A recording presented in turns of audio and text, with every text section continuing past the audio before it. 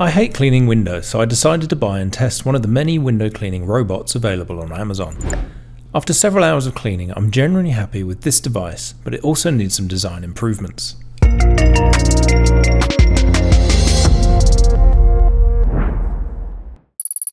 Cleaning windows is one of my least favourite jobs around the house. However, it never really dawned on me that you could automate the chore like you can with robot vacuum cleaners. For one thing, a robot vacuum cleaner doesn't have to worry about gravity. It's already on the floor. I couldn't even conceptualise how a device would stick to a window without some kind of freestanding support. That was until I saw a TikTok video from one of the many Amazon affiliate sales accounts. In the short sales video, I was introduced to the genius of a window scaling robot that could creep along on microfiber feet. I was surprised I'd never come across such robots before, considering how much I love tech and gadgets. Checking YouTube, there are many reviews of similar devices going back several years. My own house has a lot of large windows and cleaning them is never fun, so I jumped on Amazon to check out the options and settled on a mid-priced unit from a brand called FMART. I must admit I was skeptical that the robot would actually be able to do the job. I didn't know the FMART brand at all. I've also never seen similar robots from big brands like iRobot and Shark, so I assume the technology has issues, which meant those companies don't want to create their own window cleaning robots. Also, the price seemed suspiciously inexpensive compared to the floor-dwelling robot vacuums. In this video, I report back on my own findings after using the FMART T9 window cleaning robot for several days. The FMART T9 comes in surprisingly compact packaging. Included in the box are the robot itself, the power cables, replacement microfiber cloths, and a safety rope that I will explain later. The instructions are rather sparse and there's some interpretation required as there are missing details, but nothing insurmountable. The robot is about the same size as a large car sponge. It weighs about 2.2 pounds or around 1 kilogram and is easy to hold thanks to the ergonomic shape. On the top is the status light and the power button. Below that is the socket for the barrel connector to power the robot. It's worth noting here that the robot has to be connected to a main supply to operate, but does include an internal battery. The robot uses suction power through the feet to stick to windows, and so the battery will give you some time to rescue the robot before it crashes to the ground in the event of a power outage. To make sure the barrel connector doesn't pop out, there's a screw attachment to hold the power cable in place. The 2 feet of the robot come already covered with one of the sets of included microfiber cloths. If you take off the cloths, it reveals the naked feet, which are essentially airtight suction cups that will rotate to help the robot move around the windows.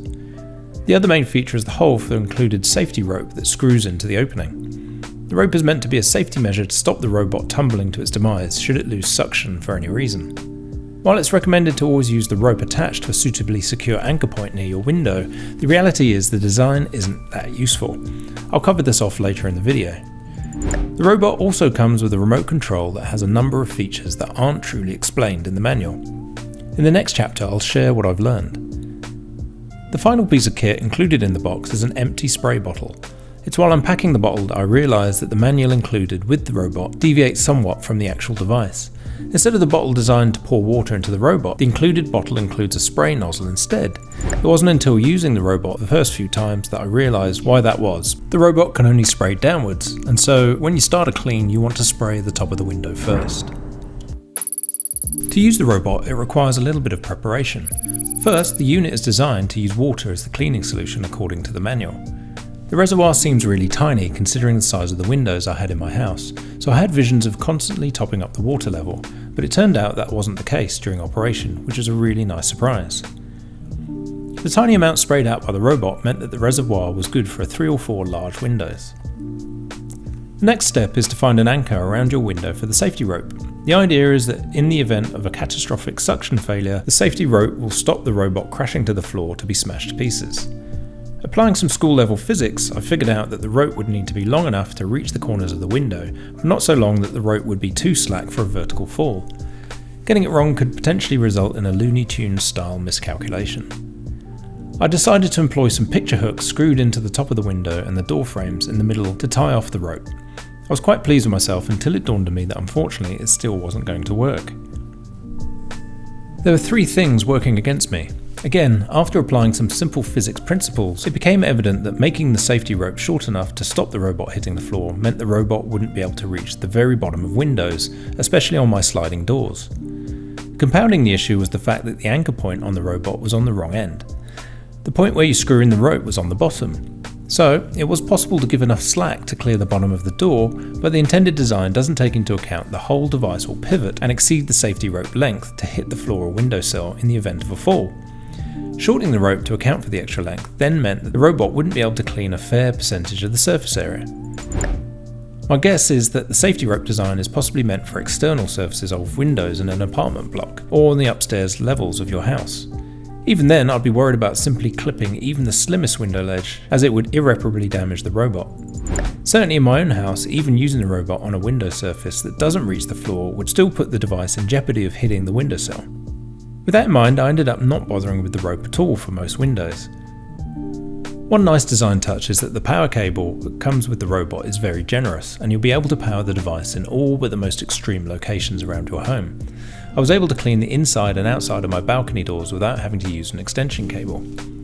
Once you're set up, all you have to do is place the robot near the top left-hand corner of your window. While holding it firmly against the window, you press the power button and wait for 3 seconds until the vacuum suctions the robot to the glass. The robot will then stick to the window. Once in place, all you have to do is press the start on the remote and the robot will move towards the corner and use the sensors to orient itself before starting the clean. I did think it was rather clever how it would detect the edges of the frame to gauge its starting point. The robot uses a clever shuffling motion to move around the glass by applying suction to one foot, rotating the suction foot to position the loose foot, and then applying suction to the foot in the new location before letting go of the other foot. The same principle is used by some sea life, such as octopus and mollusks. The robot will take a methodical zigzag path across the window, intermittently spraying water on the area below in anticipation of its rival on each leg. Unfortunately, the robot can't reach the corners of the window because of the large round shape of the feet, but I was expecting that beforehand anyway. Once the robot reaches the bottom of the window, it will use its sensors to detect the frame and make one final pass before returning to the halfway point up on the window for retrieval with an audible warning that it's ready to be taken off. There are additional controls on the remote too. One useful control is the ability to maneuver the robot into a position where you can't quite reach the proposed starting location outlined in the manual. Using the arrow buttons, you can direct the robot to the starting location. You can also use the manual controls for targeting a particular area of a window more than once. The other buttons include controls for turning the spray function on, or manually operating the spray rather than waiting for the automated timer. This is good for particularly stubborn marks on the window. Below this is a button to tell the robot to make 2 identical passes, which is useful for particular dirty windows that require extra cleaning. The other section of the remote is dedicated to orienting the robot at the start of a clean. The default setting is to have the machine work its way from the top left corner to the bottom right hand corner. Using the remote buttons, you can reverse the directions or have the robot clean up from the bottom. This flexibility means that whatever your window access, you can direct the robot to clean to suit your preference.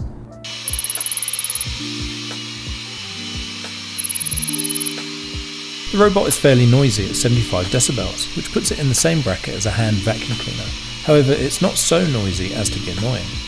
It's also fairly quick, covering approximately 20 square feet in about 10 minutes on average.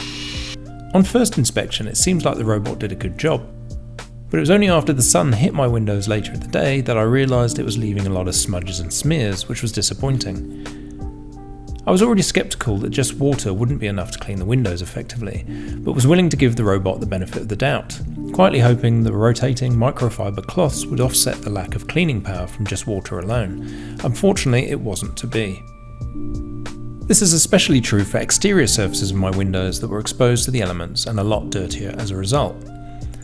I've always had to resort to dedicated cleaning fluids whenever I clean the windows by hand, so I decided to give my little robot a helping hand.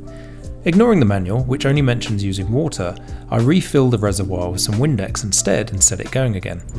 It was with great trepidation that I watched its second attempt at cleaning the windows.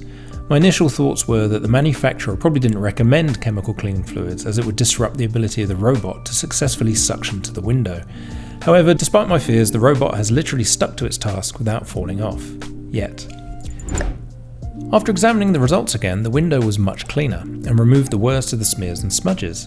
It wasn't perfect, but the use of a chemical cleaner had helped a lot. The key takeaways from my latest use was that the robot won't produce perfect results, even under optimal conditions. The robot will still leave the odd mark or smear on a moderately dirty window inside your home, but I can live with the 90% good clean for the price point and the convenience. Where the robot will struggle is with windows that have a lot of environmental dirt on the exterior surfaces. The manual does recommend performing a pre-clean by hand, so providing you're prepared to do at least some manual labour, it's an acceptable limitation. Where the FMART robot will not be suitable for is windows around your home that you can't perform a pre-clean due to an awkward location. When it comes to the list of things that I think need improvement, the first thing on my mind is the safety rope anchor position on the robot. It seems you don't really need the rope as the robot suctions the windows and hasn't fallen off yet. However, given the robot audibly warns you to connect the rope at the start of every use, and some users would like to protect their investment, moving the anchor position makes a lot of sense. Not only would the robot be secure, but also have the ability to reach the corner and the bottom of windows. After setup, obviously the cleaning performance is central to any potential buyers. What I can say is that ignoring the recommendation to use water and using a cleaning fluid like Windex instead helps enormously. Water didn't really help cut through the even light dirt on the window. However, I can't recommend that users do this in case it does indeed obviate your warranty of the device. This is just a personal risk that I've taken. Even with the help of cleaning fluid, the robot does require at least 2 passes on a window that hasn't been cleaned in a while, so it's worth keeping that in mind as a new user. Finally, it would be great if the robot had a companion app for my phone. I would love notifications for when the robot has finished a cleaning pass when I'm not in the same room. The integration of the additional hardware would increase the price for future versions of the FMART robot, however. The current design does help keep the cost lower, which makes total sense. Also, I can simply walk back into the room to check on the robot. Overall, I'm pleased with the performance of the FMART T9. I was hoping that I'd potentially stumbled across a miracle device that would never require me to clean a window again. However, the reality is that the robot still needs a little bit of help and a couple of attempts to clean windows to a satisfactory level. Given the price, the unknown FMART brand, and the fact the robot has successfully been toiling away for hours on end without incident, I'm content with my purchase. My only caveat is that I can't recommend other buyers to do the same as me in ignoring the safety rope or using Windex instead of water. The results work for me, but be aware that ignoring the recommendations in the manual may have unforeseen consequences I haven't experienced in my time with the robot so far. Thanks for watching, and as always, please like this video and subscribe to my channel for more videos on the connected home and personal technology.